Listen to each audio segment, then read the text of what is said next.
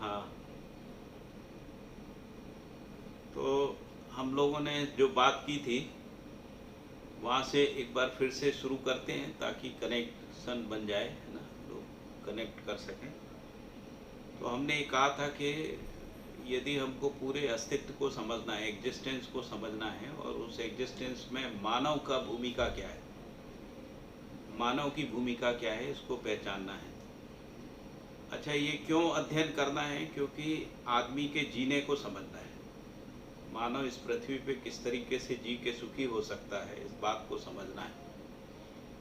तो मैंने ये कहा था कि पूरे एग्जिस्टेंस में, इस आकाश गंगा में एक सोलर सिस्टम है और उसमें हमारी पृथ्वी है, और इस पृथ्वी में सर्वाधिक विकास हुआ है जो बाकी प्लैनेट्स में नहीं हुआ। और वो जो विकास है वो पदार्थावस्था से प्राणावस्था यानी वनस्पति संसार के रूप में हुआ, फिर जीवावस्था के रूप में हुआ, और फिर मानव इस धरती पे आया। फिर मानव में सभ्यता, संस्कृति, विधि, व्यवस्था का विकास हुआ, और सभ्यता संस्कृति के विकास में मानव ने परिवार नामक संस्था को पहचाना, और फिर परिवार आपस में कैसे रह सकें उसके लिए धीरे धीरे कबीला युग से राज युग में आए, और राजयुग से हम लोग प्रजातांत्रिक, या जिसको हम लोग डेमोक्रेटिक रिपब्लिक कह रहे हैं, उस जगह पर पहुँचे। यानी जो परिवार के रूप में सभ्यता संस्कृति को पहचाना था, संबंधों को पहचाना था, संबंध में कैसे जीना है उसको पहचाना था, वही राज्य के स्तर में जब परिवार समूह के स्तर में राज्य बन गया, तो जमीन के एक टुकड़े के रूप में हम लोगों ने राष्ट्र को पहचाना, और राष्ट्र में विधि व्यवस्था को पहचाना। इस तरीके से ह्यूमन सिविलाइजेशन का विकास हुआ है, जिसको हम लोग सभ्यता, संस्कृति, विधि, व्यवस्था का विकास भी बोलते हैं। इसके बाद हमने ये बात की कि परिवार व्यवस्था को थोड़ा समझना चाहिए, क्योंकि परिवार व्यवस्था के रूप में ही मानव परंपरा है। अभी भी पूरी पृथ्वी में मेरे ख्याल से 99% जो मानव है वो परिवार में ही रहते हैं। अकेले रहने की कोई परंपरा नहीं है। ये हो सकता है कुछ छोटे परिवार होते हैं, कुछ बड़े परिवार होते हैं, लेकिन परिवार होता है ना। तो परिवार की व्यवस्था को समझते हैं तो परिवार में मूल रूप से 4 संबंध होते हैं, जिसको हम लोग कह रहे हैं पति पत्नी संबंध, माता पिता संबंध, और माता पिता पुत्र पुत्री संबंध, और भाई बहन संबंध। तो इन्हीं संबंधों में हम लोग जीते हैं। तो जैसे हमारे माता पिता के जो भाई हैं उनको हम लोग चाचा कहते हैं, और माँ के भाइयों को मामा कहते हैं ना।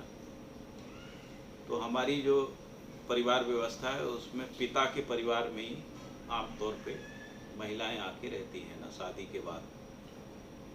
तो इसलिए चाचा चाची हो सकते हैं, और यदि पिताजी के बहनें हैं तो उनको बुआ बोलते हैं ना, बुआ हो सकती है ना। और बुआ जो है वो शादी के बाद चली जाती है। इस तरीके से एक परिवार में कुछ लोग साथ साथ रहते हैं, और उसमें संबंध की पहचान होती है, और इसलिए वो एक दूसरे के साथ संबंध निर्वाह करते हैं। जैसे माता पिता अपने बच्चों को पढ़ाते लिखाते हैं, उनके भोजन पानी का इंतजाम करते हैं, उनके पोषण संरक्षण की व्यवस्था करते हैं, और उनको स्वावलंबी बनाने का प्रयास करते हैं ना। ये हर माता पिता करता है। जैसे ही संतान पैदा होती है, संतान पैदा होते ही हर माता पिता कर्तव्य और दायित्व के रूप में इस बात को स्वीकार कर लेता है कि हमको अपने संतान को स्वयं में विश्वास, श्रेष्ठता का सम्मान, प्रतिभा और व्यक्तित्व में संतुलन, व्यवहार में सामाजिक और व्यवसाय में स्वावलंबी बनाना है। जब तक मानव संतान स्वावलंबी नहीं हो जाती है तब तक माता पिता प्रयास करते रहते हैं। स्वावलंबी का मतलब है वो कुछ उत्पादन करने लगे, कुछ इंडस्ट्री लगा ले, कहीं नौकरी कर ले, है ना, अपने पैरों पे खड़ा हो जाए, तब तक माता पिता जो है अपने संतान के साथ करते रहते हैं। और साथ साथ शिक्षित भी करते हैं। शिक्षित इसलिए करते हैं कि वो जो भी काम करना चाहें उस काम को सुचारू रूप से कर सकें। इसलिए माता पिता संतान को शिक्षित करते हैं, संस्कारित करते हैं। संस्कारित करते हैं यानी वो सिखाते हैं बुजुर्गों का सम्मान करना, जो समाज में अच्छे लोग हैं उनका सम्मान करना सिखाते हैं, सेंस ऑफ ग्रेटिट्यूड को सिखाते हैं, है ना। तो जिसको कृतज्ञता कहते हैं, कृतज्ञता को सिखाते हैं। भाई बहन आपस में विश्वास सम्मान के साथ, प्रेम के साथ, स्नेह पूर्वक रहें, इसको सिखाते हैं। यदि ये सिखा पाते हैं तो वो अपने में माता पिता तृप्त रहते हैं। कई माता पिता नहीं सिखा पाते हैं, वो परेशान रहते हैं, उनको लगता है उनकी संतानें जो है मनमानी करती हैं, तो उसके कारण से माता पिता को या अभिभावकों को दुखी होते हुए भी देखा गया है। यदि उनके संतानों में एक स्तर का संस्कार नहीं दिखता है तो उनमें दुख बढ़ जाता है। कई बार ऐसा भी होता है कि माता पिता अपने कर्तव्य की ओर ध्यान नहीं देते हैं, मतलब जो स्वीकार्य तो रहते हैं लेकिन ध्यान नहीं देते हैं, कहीं ज़्यादा बिजी हो जाते हैं। जैसे बच्चे की शिक्षा पे, बच्चे के स्वास्थ्य पे, बच्चे के विकास में, है ना, उसको जो समय चाहिए वो समय नहीं देते हैं। उस स्थिति में संतानों में भी असंतोष देखा जाता है, या दुख देखा जाता है, या अशांति देखी जाती है ना।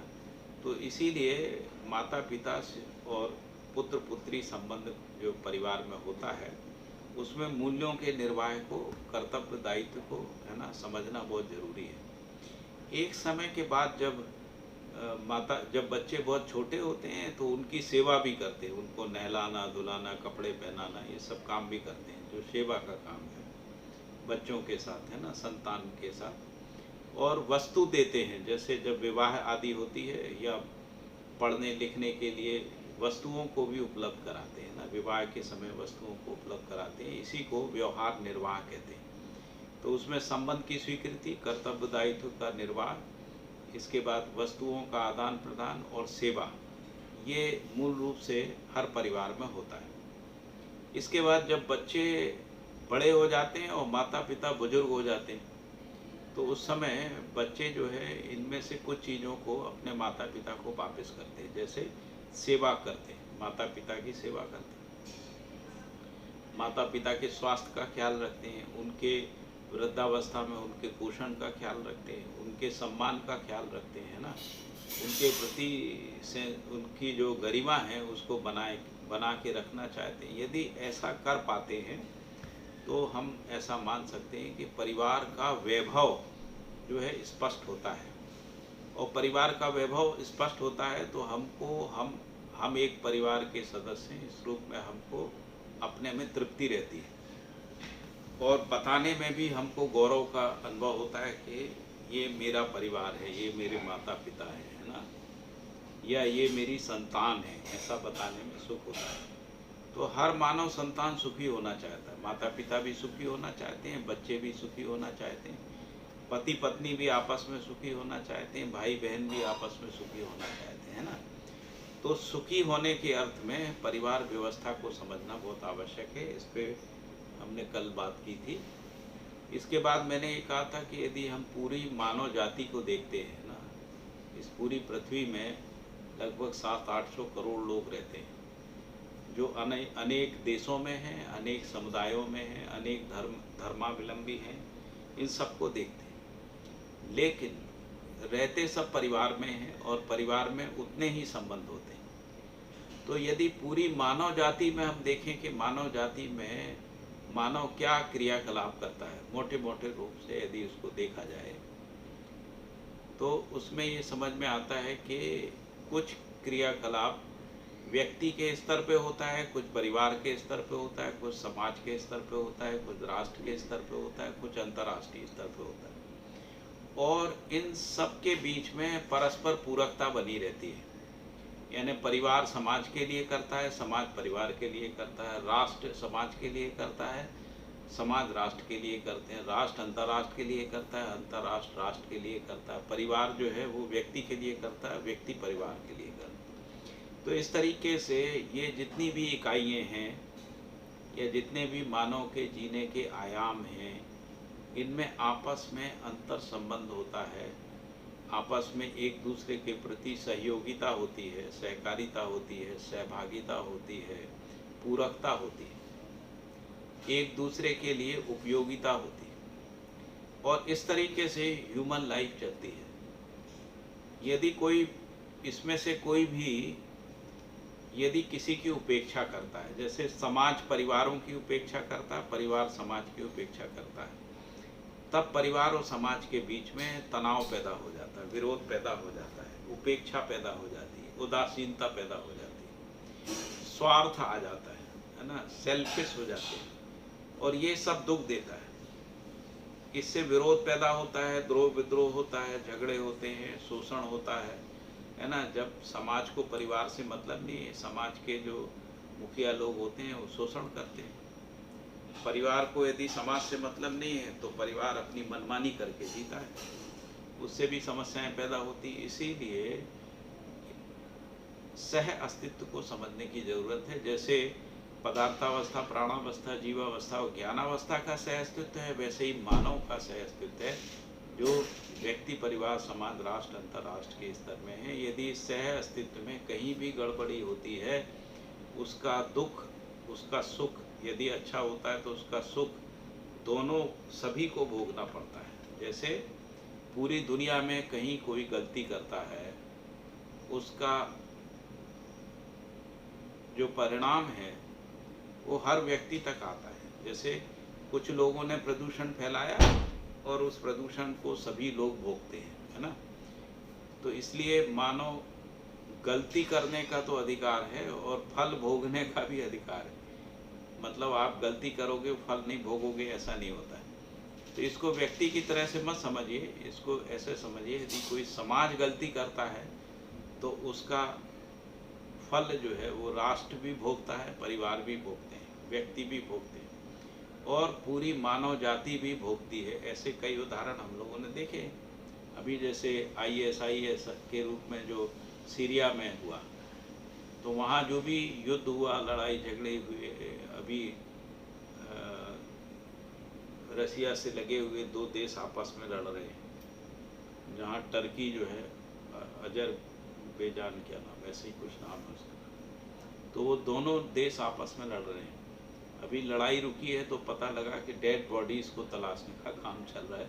लाखों लोग मर गए उसमें, हजारों की संख्या में डेड बॉडी इधर उधर पड़ी हुई है। यदि एक भी जगह गड़बड़ी होती है, एक राष्ट्र गड़बड़ करता है, उसके कारण से कई राष्ट्र जो है उससे प्रभावित होते हैं और उससे पूरी मानव जाति व्यथित होती है। कई परिवार टूट जाते हैं, कई व्यक्ति मर जाते हैं, ऐसा हो जाता है। इसीलिए शिक्षा का ये दायित्व है कि मानव मानसिकता को बनाया जाए, सह अस्तित्व के सिद्धांत को विद्यार्थियों में प्रतिष्ठित किया जाए, ताकि हम मानव संबंध में जो आपस में अंतर संबंध है, सह अस्तित्व का संबंध है, उसको पहचान के उसके साथ जी सकें। आज मैं आपको कुछ और नई बातें की ओर ध्यान दिलाना चाहता हूँ। तो ये बात तो हम सबको स्वीकार होती है कि हम मानव हैं, चाहे हम किसी भी धर्म को मानते हों, किसी भी देश के नागरिक हों, है ना, किसी भी समुदाय को मानते हों, कोई भी भाषा बोलते हों, लेकिन हमको ये तो स्वीकृति होती है कि हम मानव हैं। और यदि हम मानव को समझने की कोशिश करते हैं, मानव क्या है, तो हम ऐसा पाते हैं मानव में दो चीज़ों का संयुक्त रूप है मानव। पहला है उसका शरीर, और जिसको अपन कहते हैं शरीर कैसे बनता है, तो शरीर भौतिक रासायनिक रचना है और माँ के गर्भ में शरीर का रचना होता है, ऐसा हम लोग सब जानते ही हैं। और दूसरा, इस शरीर के अंदर में रहने वाला जीवन है। जीवन का मतलब होता है जिसको मैं कहता हूँ मैं हूँ। जैसे मैं आपसे बात कर रहा हूँ तो शरीर बात नहीं कर रहा है, बात करने वाला मैं हूँ। जैसे आप मेरा सम्मान करते हैं, मैं सुखी होता हूँ, तो सुखी होने वाला मैं हूँ, शरीर सुखी नहीं होता है ना। तो शरीर के किसी, हम ऐसा नहीं कहते हैं हमारे हाथ पैर को, हमारे सिर को सम्मान चाहिए, हम ये कहते हैं मुझे सम्मान चाहिए। हम ये नहीं कहते हैं कि हमारे हाथ जो है उसमें विश्वास की आवश्यकता है, हम ये कहते हैं मुझे में विश्वास की आवश्यकता है। तो मैं हूँ और मेरा शरीर है, इन दोनों के योगफल में मानव है। और इसीलिए मानव की परिभाषा यदि करें तो मानव तभी परिभाषित होता है जब शरीर के रूप में और जिसको जीवन कह रहे हैं, इन दोनों के योगफल में मानव को समझा जाए। जैसे मानव के शरीर की आवश्यकता रोटी कपड़ा मकान है। यदि रोटी कपड़ा मकान पूरा हो जाता है तो शरीर की आवश्यकता पूरी हो जाती है। लेकिन शरीर की आवश्यकता पूरी होने से मैं सुखी हो जाता हूँ, ऐसा नहीं है। हम लोग अभी अपने आसपास में देख सकते हैं, सैकड़ों ऐसे परिवार हैं जिनके पास रोटी कपड़ा मकान की कमी नहीं है। उनके पास रहने को अच्छे से अच्छा घर है, उनके पास खाने के लिए अच्छे से अच्छा सामान है, खाद्य सामग्रियाँ हैं, अच्छे से अच्छे वस्त्र आदि हैं, संसाधन भी हैं, लेकिन वो सुखी नहीं है। क्योंकि ये जो सुखी होने वाला है वो जीवन है, और जीवन में जो सुख होता है वो स्वयं में विश्वास पूर्वक होता है, स्वयं में समझदारी पूर्वक होता है। यदि स्वयं में अज्ञान होता है, स्वयं में भय होता है, तो हम दुखी रहते हैं। स्वयं में भ्रम होता है तो हम दुखी रहते हैं, क्योंकि मानव भ्रम नहीं चाहता है। मानव समझदार होना चाहता है और अपनी पहचान भी समझदारी के रूप में बनाना चाहता है। तो इस रूप में मानव के अंदर जो जीने वाला जो जीवन है उसको हमको समझना चाहिए। उन दोनों के योगफल में मानव समझ में आता है। और इसीलिए मानव का परिभाषा, ये जो आपको चार्ट दिखा रहा हूँ, इसके बीच में एक स्क्वायर में लिखा हुआ है, मनाकार को साकार करने वाला और मन स्वस्थता का आशावादी मानव। मनाकार का मतलब है जो शरीर का आकार है, उसके पोषण संरक्षण के लिए जो भी वस्तुओं की आवश्यकता है उसका उत्पादन कर लेने वाला, अपने शरीर के पोषण संरक्षण के कार्य को पूरा करने वाला मानव। और इसके साथ मन स्वस्थता का आशावादी। यदि मन स्वस्थ नहीं है, यदि मन में दुख है, पीड़ा है, विरोध है, हिंसा है, द्वेष है, घृणा है, तो मन अस्वस्थ है। ईर्ष्या है, स्पर्धा है, प्रतिस्पर्धा है, तो मन अस्वस्थ है। और मन अस्वस्थ है तो मन में अशांति है, दुख है, अशांति है, असंतोष है, पीड़ा है। और कई बार यदि मन ज़्यादा अस्वस्थ हो जाता है तो लोग आत्महत्या भी कर लेते हैं, यानी शरीर को त्याग देते हैं, शरीर को छोड़ने के लिए भी तैयार हो जाते हैं। तो इसलिए मन स्वस्थता का आशावादी है। शिक्षा क्या करती है? मन को स्वस्थ करने का काम करती है। यदि शिक्षा से संस्कार आता है, शिक्षा से समझदारी आती है तो मन स्वस्थ होता है। और यदि शिक्षा से समझदारी की जगह ना समझी आती है, यदि गलत शिक्षा मिल जाती है, गलत साथ मिल जाता है, उस स्थिति में मन अस्वस्थ हो जाता है। मन अस्वस्थ होता है तो दुख बढ़ता है, और फिर एक व्यक्ति में दुख बढ़ता है तो वो परिवार में दुख को बढ़ाता है, और परिवार दुखी होता है तो वो समाज में दुख को बढ़ाता है। समाज दुखी होता है तो वो राष्ट्र को दुख बढ़ाता है। हम लोग देख रहे हैं ना, जैसे कोई समाज पीड़ित हो जाता है, फिर वो आंदोलन करता है, चक्का जाम करता है, धरने करता है, विरोध करता है, कई बार आगजनी करता है, तोड़ फोड़ करता है, ऐसा करता है, तो उससे राष्ट्र में असंतोष आ जाता है। और फिर हम लोग ये कहते हैं स्थिति तनावपूर्ण है, स्थिति तनावपूर्ण। और कई बार ये तनाव अनियंत्रित हो जाता है, तो उसको नियंत्रित करने के लिए पुलिस को बल का प्रयोग करना पड़ता है, लाठी चार्ज करना, वाटर कैनिंग करना, और कई बार जो है गोली भी चलाना पड़ती है, यदि इसके बावजूद भी नियंत्रण नहीं आता है। तो ये जो अस्वस्थ मन है, ये अस्वस्थ मन का ही प्रमाण है ना, कि व्यक्ति जो है विरोध में जाता है, हिंसा में जाता है, घृणा, ईर्ष्या, छल, कपट, दम, पाखंड, द्रोह, विद्रोह, हिंसा, युद्ध आदि में फंसता है। ये सब मन की अस्वस्थता का परिणाम है। और ये भी देखा गया कि यदि कोई एक व्यक्ति का मन अस्वस्थ होता है, कई बार परिवार टूट जाते हैं इसके चक्कर, यानी एक व्यक्ति के कारण से परिवार टूट जाता है, एक व्यक्ति के कारण से समाज टूट जाते हैं, ऐसा भी देखने को मिलता है। तो इसीलिए हर मानव मन स्वस्थता का आशावादी है। मन स्वस्थता का आशावादी यानी वो सुख, शांति, संतोष, आनंद चाहता है। अब यदि इस दृष्टिकोण से हम मानव के लक्ष्य को देखें कि सभी मानव, यानी इस धरती का सभी मानव संतान, उनका लक्ष्य क्या है, तो यहाँ पर इस चार्ट में लिखा है मानव लक्ष्य समाधान, समृद्धि, अभय और सहअस्तित्व है। तो मानव समाधान का मतलब है वो समझदारी संपन्न होना चाहता है, वो क्या, क्यों और कैसे का उत्तर चाहता है।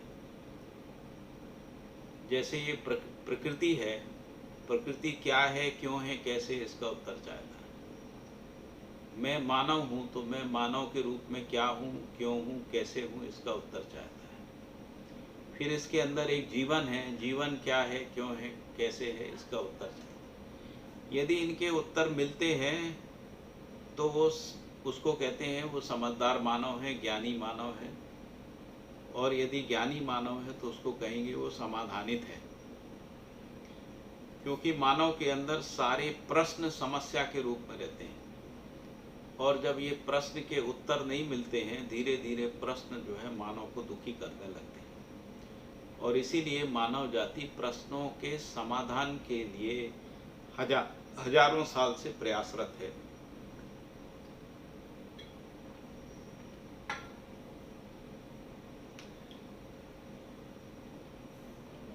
और इसी प्रयास के चलते मानव ने शिक्षा का विकास किया, और इसी प्रयास के चलते मानव ने रिसर्च किया, बहुत सारा रिसर्च अनुसंधान किया, और इसी प्रयास के चलते मानव ने सभ्यता, संस्कृति, विधि, व्यवस्था को पहचाना।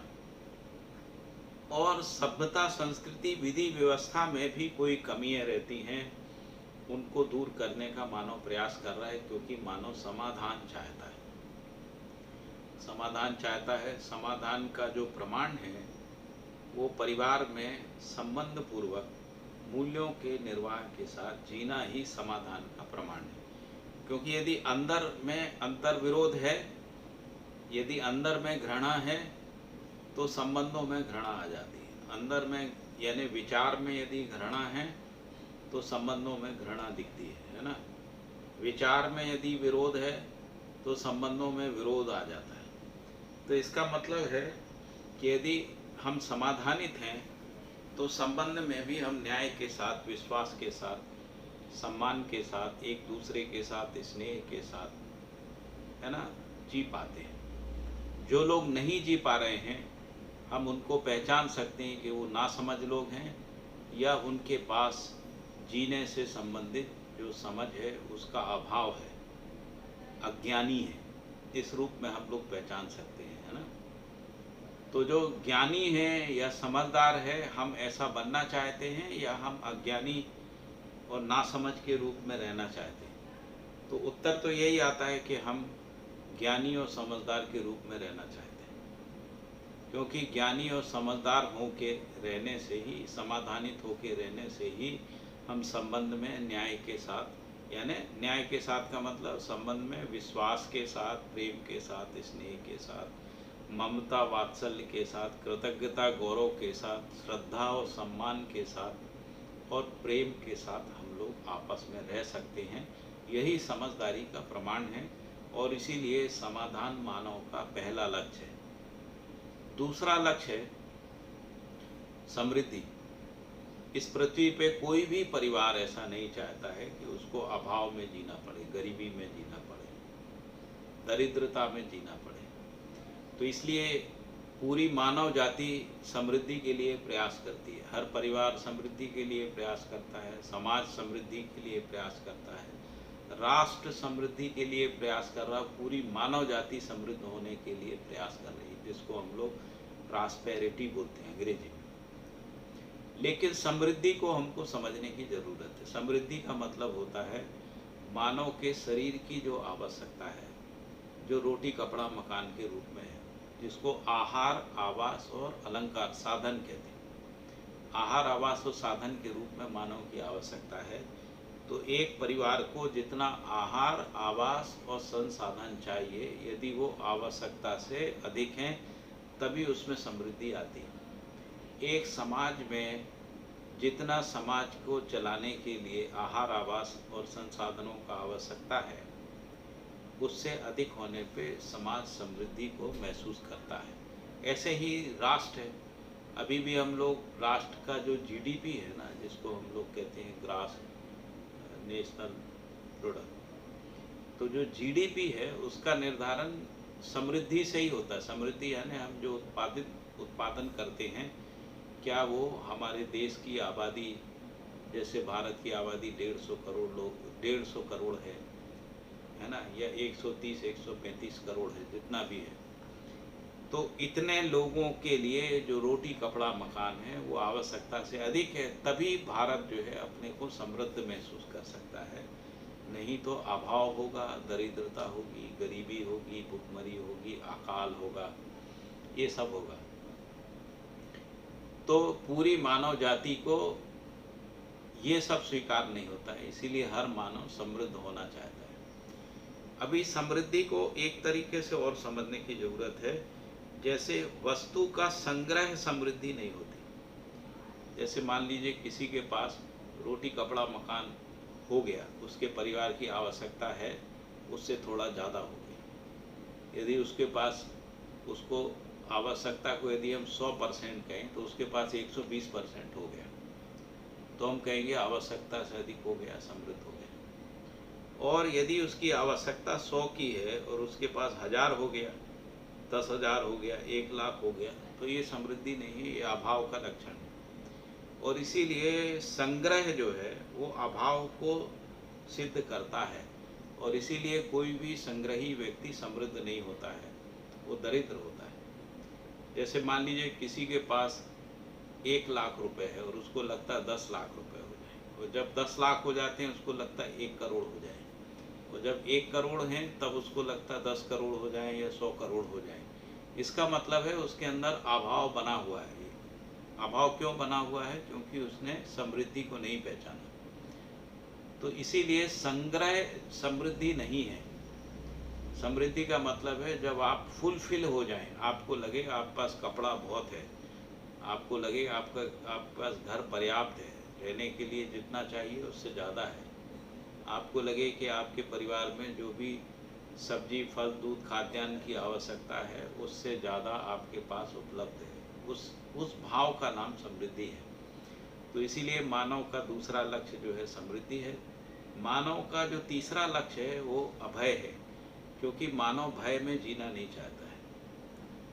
कोई भी मानव ऐसा है, आप सब अपने में भी देखिए, क्या आप भय से जीना चाहते हैं? क्या भय आपको स्वीकार होता है?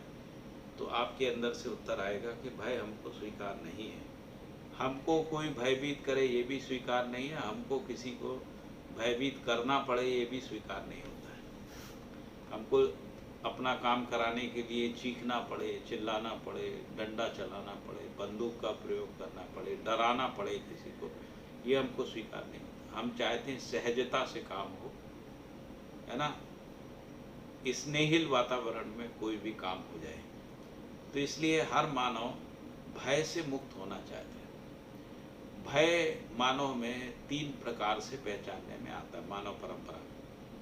एक आता है जीव जंतुओं का भय, जो जंगली हिंसक जीव जंतु हैं, है ना, जैसे अभी कोरोना भी एक जीव है, या जिसको हम लोग मलेरिया का मच्छर कहते हैं वो भी एक जीव है, तो लोग उससे डरते हैं। तो जीव जंतुओं का, हिंसक जीव जंतु हैं जैसे शेर है, तो हिंसक जीव जंतुओं से मानव भयभीत रहता है, उनसे बचने का मानव जाति ने प्रयास किया। जैसे हम लोगों ने धीरे धीरे शहर बना लिए, अब शहर में हिंसक जीव जंतु नहीं आ पाते, तो मानव जाति क्रमशः हिंसक जीव जंतुओं से के भय से मुक्त होने के लिए प्रयासरत रही है। दूसरा जो मानव में भय है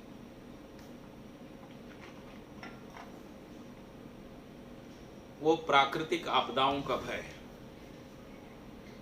तो प्राकृतिक आपदाएं यानी जैसे भूकंप है, ज्वालामुखी है, बाढ़ है, आंधी है, आदि आदि, अकाल है, ये सब प्राकृतिक आपदाएं हैं।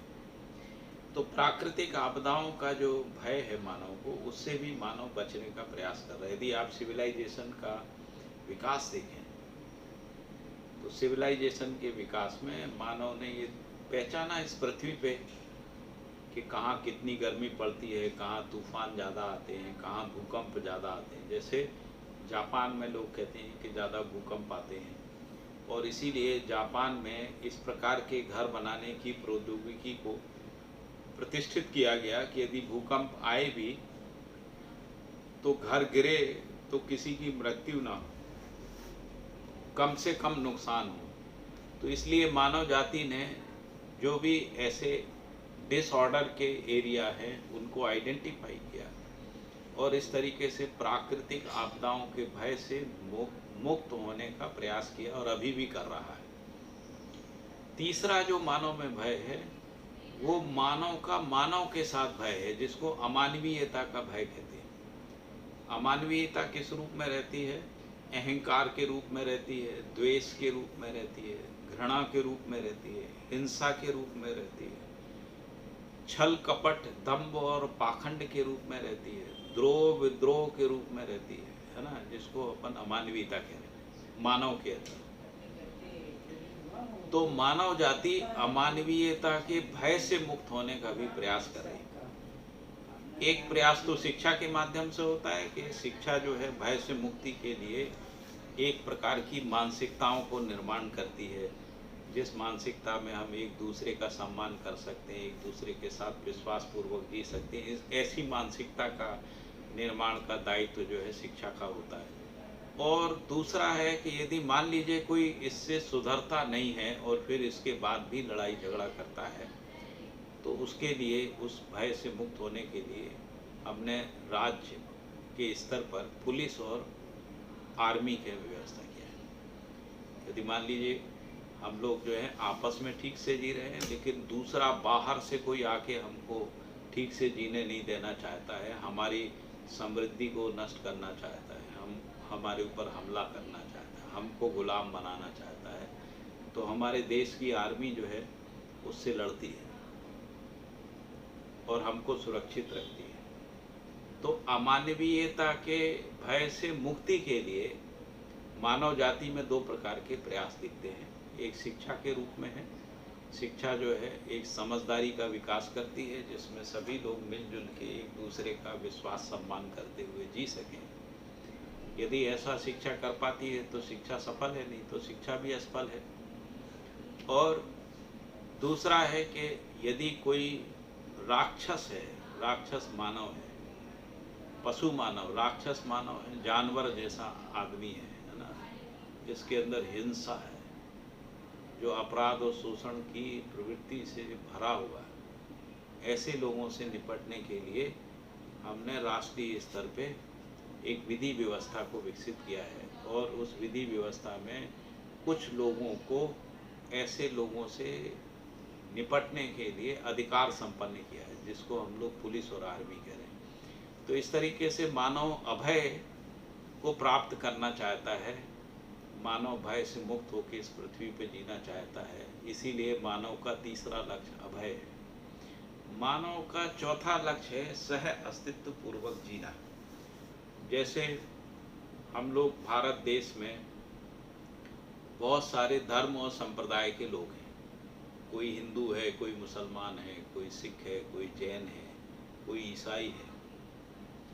तो यदि ये सब लोग आपस में एक दूसरे के साथ सह अस्तित्व पूर्वक जीते हैं, और जीना तो ऐसे ही चाहते हैं, लेकिन कुछ लोग जो हैं जातीयता को और धर्मांधता को बढ़ा के आपस में लड़ा देते हैं। आम तौर पे समुदाय आपस में लड़ना नहीं चाहते। तो जो म्यूचुअल रिस्पेक्ट है, म्यूचुअल ट्रस्ट है, यदि ये स्थापित होता है, परस्पर विश्वास और परस्पर सम्मान यदि ये समुदायों के बीच में स्थापित होता है, तो सह अस्तित्व पूर्वक जिया जा सकता है। और यही चीज़ जो है वो राष्ट्रों के स्तर पे भी लागू होती है। हमारी जो विदेश नीति है उसका एक हिस्सा है सह अस्तित्व। उस पॉलिसी में सबसे इम्पॉर्टेंट जो पॉलिसी है वो कोएग्जिस्टेंस है ना। कोएग्जिस्टेंस का मतलब है कि जितने भी दुनिया के स्टेट नेशन हैं, ये सभी एक दूसरे के संविधान का और एक दूसरे के राज्य का सम्मान करें, एक दूसरे के ऊपर विश्वास करें, तभी इस पृथ्वी पर सह अस्तित्व पूर्वक जीना बन सकता है। और यदि ये सह अस्तित्व टूटता है तो देशों के बीच में युद्ध होते हैं, और कई बार हम लोगों ने बड़े बड़े युद्ध देखे हैं। बड़े युद्ध का मतलब है जिसमें 10-12 देश मिलके युद्ध करते हैं, और कई बार विश्व युद्ध भी हो जाता है। हम लोग 2 विश्व युद्ध झेल चुके हैं, पहला फर्स्ट वर्ल्ड वार है और दूसरा सेकेंड वर्ल्ड वार है, और अभी तीसरे वर्ल्ड वार के मुहाने पे बैठे हुए, ऐसा लगता है कभी भी हो सकता है। अभी चाइना जिस तरीके से कर रहा है उससे लेके पूरी दुनिया डरी हुई है, उनको लगता है कोई थर्ड वर्ल्ड वार ना हो जाए। और अभी मानव के पास विज्ञान ने इतने हथियार दे दिए हैं कि यदि तीसरा विश्व युद्ध होता है और उन संहारक हथियारों का उपयोग हो जाता है तो मानव इस पृथ्वी से मानव विहीन हो सकता है ना। ऐसा भी लोग कह रहे हैं कि जितने एटम बम हैं हमारे पास, यदि वो इस पृथ्वी पे फोड़ दिए जाए, है ना, तो इस पृथ्वी को कम से कम 200 बार बर्बाद किया जा सकता है। इतनी ज़्यादा हमने अस्त्र शस्त्रों का संग्रह कर लिया है। क्यों कर लिया है? क्योंकि हम आपस में डरे हुए हैं, आपस में विश्वास नहीं है, आपस में सम्मान नहीं है ना। इसका मतलब है कि जो यूनिवर्सल ह्यूमन वैल्यूज़ है वो उसकी समझ नहीं है, और जिनमें इसकी समझ नहीं है वो राष्ट्र का नेतृत्व करने लगते हैं। उस राष्ट्र के नागरिक भ्रमित होकर ऐसे व्यक्ति के हाथ में सत्ता को सौंप देते हैं जो युद्ध के कारण बन जाते हैं। तो इसीलिए जिसको हम लोग मानव का लक्ष्य कह रहे हैं वो समाधान, समृद्धि, अभय, सह अस्तित्व है। अब आता है मानव का स्वभाव क्या है। यदि हम मानव को देखें तो इस पूरी पृथ्वी में 5 प्रकार के मानव पहचानने में आते हैं। एक प्रकार का मानव है जिसको हम कह सकते हैं जो अमानव है, मानव शरीर में होते हुए उसमें मानवीयता नहीं है,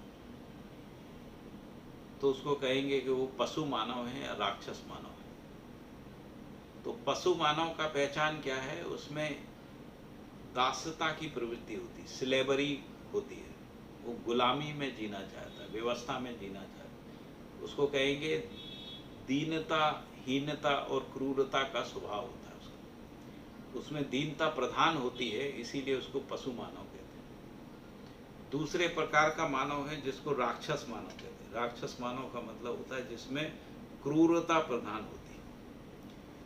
तो जैसे दीनता का मैंने कहा, दीनता का मतलब होता आश्रय प्रवृत्ति, जो किसी की गुलामी में जीना चाहता है, आश्रय में जीना चाहता है, उसको कह रहे हैं पशु मानव।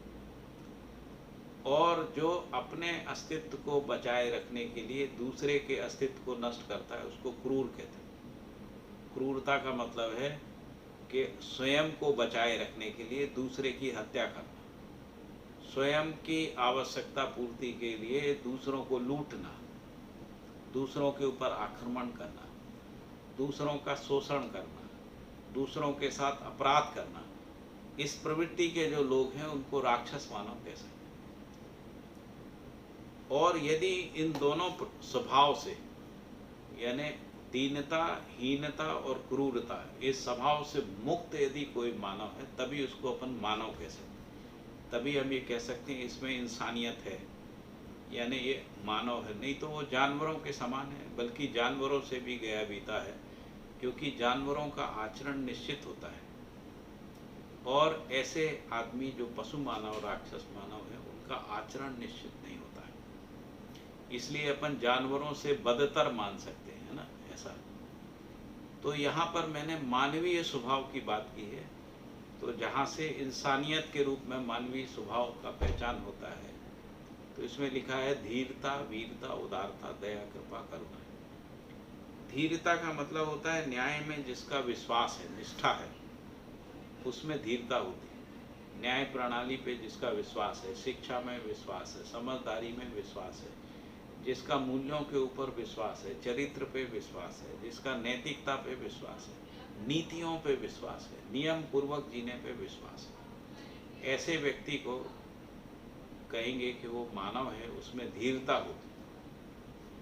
और वीरता का मतलब होता है जो न्याय प्रदायी क्षमता से संपन्न होता है, जो दूसरे को समझदार बनाता है, दूसरे को चरित्रवान बनाता है, दूसरे में मूल्य निष्ठा को स्थापित करता है, दूसरे को व्यवस्था में जीना सिखाता है, ऐसे व्यक्ति को कहेंगे वो वीर है, यानी उसका स्वभाव वीरता है। और तीसरा जो मानवीय स्वभाव है वो उदारता है। उदारता का मतलब है कि हमारे परिवार में आवश्यकता से अधिक हो गया है और इसके बाद कुछ बचता है, तो जो हमको बचता है वो हम समाज में लगाते हैं, समाज में जागृति फैलाने के लिए लगाते हैं, समाज में व्यवस्था फैलाने के लिए लगाते हैं, और उसके बदले में कोई फल नहीं चाहते, प्रतिफल नहीं चाहते। ऐसा नहीं है कि हम जो लगाते हैं उसके बदले में हम चाहते हैं हमारा सम्मान हो, हमने जो समाज में लगाया वो लौट के आ जाए, तो वो तो व्यापार हो गया। तो उदारता का मतलब है प्रतिफल की अपेक्षा के बिना समाज के विकास जागृति में यदि हम अपने तन मन धन का नियोजन करते हैं यानी लगाते हैं, उसका नाम उदारता है। और इसी तरीके से अति मानवीय मतलब जो मानव से भी श्रेष्ठ है, उसका स्वभाव जो है वो दया, कृपा और करुणा है। दया का मतलब है किसी के पास वस्तु नहीं है और पात्रता है, तो उसको पात्रता वस्तु उपलब्ध करा देना, पात्र व्यक्ति को वस्तु उपलब्ध करा देना, उसको दया कहते हैं। कृपा का मतलब है कि उसके पास वस्तु है लेकिन वो वस्तु का उपयोग करने की पात्रता नहीं है, तो उसको पात्र बना देना, ये कृपा है। वो करुणा का मतलब है किसी व्यक्ति के पास वस्तु भी नहीं है यानी समझदारी भी नहीं है और उसको जीना भी नहीं आता है ना, तो वस्तु भी नहीं है और पात्रता भी नहीं है, तो ऐसे व्यक्ति को वस्तु भी उपलब्ध कराना, पात्र भी बनाना और योग्य भी बनाना, उसको कहते हैं करुणा। तो जो जागृत मानव होते हैं उनमें करुणा का स्वभाव होता है, तो वो पूरी मानव जाति की जागृति के लिए काम करते हैं। तो इस तरीके से मानवीय स्वभाव को हम लोग पहचान सकते हैं। मानवीय दृष्टि में लिखा है न्याय धर्म सत्य की दृष्टि। अभी मानव को यदि हम देखते हैं तो मानव में न्याय की दृष्टि नहीं होती, मानव जो है प्रिय हित और लाभ की दृष्टि से संचालित हो रहा है। तो जो अमानव होता है, जो मानवीयता से नीचे का मानव है, उसमें जो दृष्टि होती है वो प्रिय हित लाभ की होती है, और प्रिय हित लाभ की जो दृष्टि होती है वो सापेक्ष दृष्टि होती है, यानी जो मेरा प्रिय है वो सबका प्रिय नहीं होता, जो मेरे लिए हितकर है वो सबके लिए हितकर नहीं होता, और जो मेरा लाभ है वो दूसरे का शोषण ही होता है। तो इसीलिए उससे मानवीय संसार नहीं बन सकता है, उससे आपस में जिसको कहें मानवीय संबंध नहीं बन सकते। इसीलिए यहाँ लिखा है मानवीय दृष्टि जो है वो न्याय धर्म सत्य है, और जिसको मानवीयता कहते हैं वो मूल्य चरित्र नैतिकता के रूप में होता है। मानवीय जिसको हम लोग कहते हैं मानवीयता आना चाहिए, मानवीयता आना चाहिए ना, मूल्य चरित्र नैतिकता। मूल्य का मतलब है जो संबंधों में जिसके कारण से संबंध जो है परिभाषित होते हैं। जैसे माता पिता और पुत्र पुत्री में यदि विश्वास नहीं हो तो संबंध नहीं है, तो विश्वास से संबंध परिभाषित होते हैं, सम्मान से संबंध परिभाषित। जैसे माँ ममता से परिभाषित होती है, यदि माँ में ममता नहीं है तो माँ नहीं है। पिता वात्सल्य से परिभाषित होता है, मित्र जो है वो विश्वास सम्मान स्नेह से परिभाषित होता है ना। गुरु जो है वो प्रेम से परिभाषित होता है ना। यदि गुरु शिष्य के प्रति प्रेम करता है तभी उसका गुरु पद जो है वो प्रमाणित होता है। तो मूल्य की समझ होना, मूल्यों में जीना मानवीयता है। फिर चरित्र को हमारी परंपरा में स्वधन यानी अपने परिश्रम से अर्जित धन, परधन यानी दूसरे के धन को हड़पना, दूसरे के धन को हड़पना, चाहे वो भ्रष्टाचार से हड़पें या छल कपट से या दंभ पाखंड से या युद्ध और आक्रमण से हड़पें, वो स्वाधन नहीं है, वो परधन है।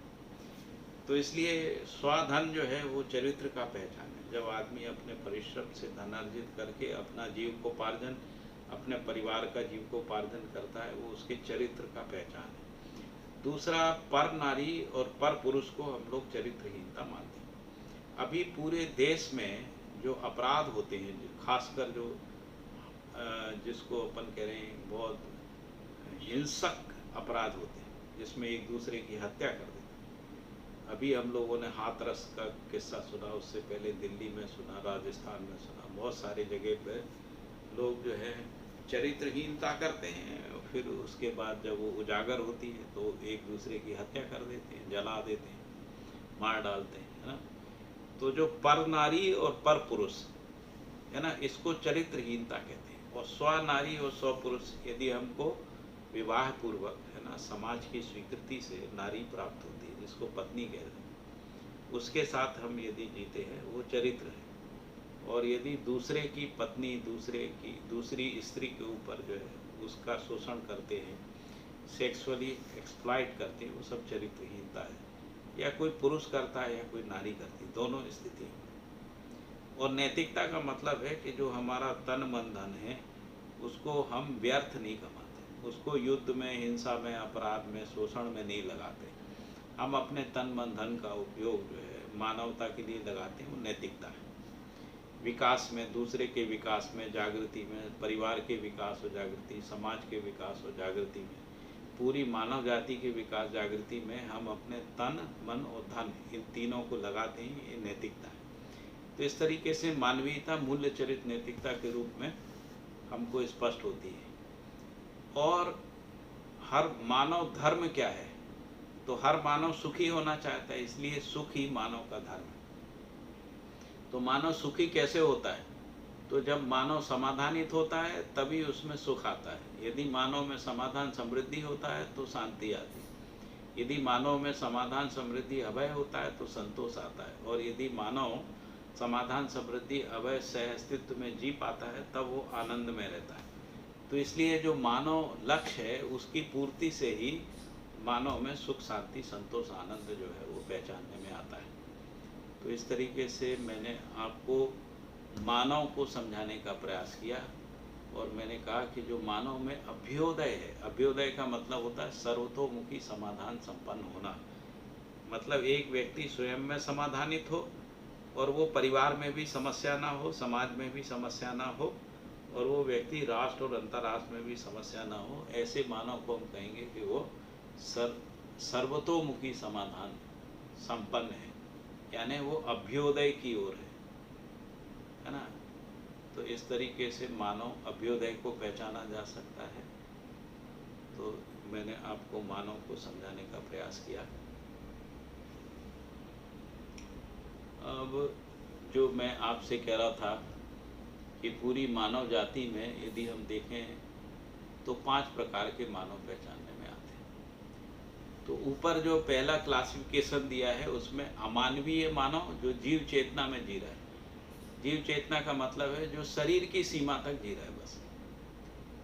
फिर इसके बाद है मानवीयतापूर्ण मानव, जो मानव चेतना में जी रहा है। और फिर इसके बाद है अति मानवीयतापूर्ण मानव, जो देव चेतना में या दिव्य चेतना में जी रहा है, ऐसा।